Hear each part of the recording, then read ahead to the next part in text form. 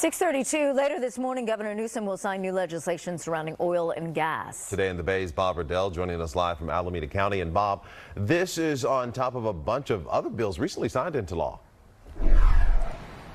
Correct, Marcus and Laura. Signed into law before the September 30th deadline that's been mandated by the state at 11 o'clock this morning. So a few hours from now, Governor Gavin Newsom will sign legislation that his office says is related to the oversight of oil and gas wells and community protections. Not clear what impact, if any, that might have on the prices of gasoline that you pay at your local gas station.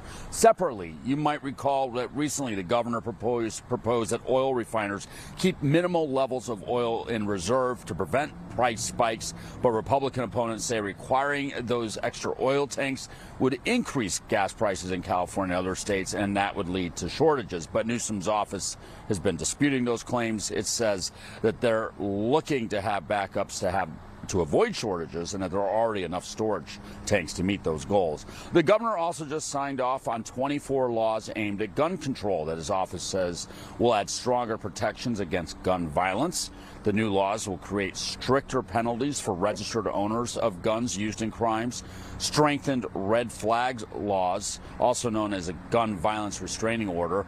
This removes guns from people who pose a serious threat to themselves or others and provides stricter limits on gun access. The governor also signed 3 bills to cut red tape on farm worker housing. The first will study whether California should keep temporary housing complexes open year-round, creating stability for families. Another bill streamlines the approval process to build more farm worker housing in Santa Clara and Santa Cruz counties. Farm workers will also now be able to use sick leave to avoid smoke, heat, or flooding conditions. Also, SB 1061 signed into law prohibits medical debt from being reported on credit reports. AB 2017 prohibits certain banks and credit unions from charging non-sufficient fund fees. And SB 1075 limits the amount credit unions can charge for overdraft fees. Reporting live here in Dublin, Bob Redell, Today in the Bay.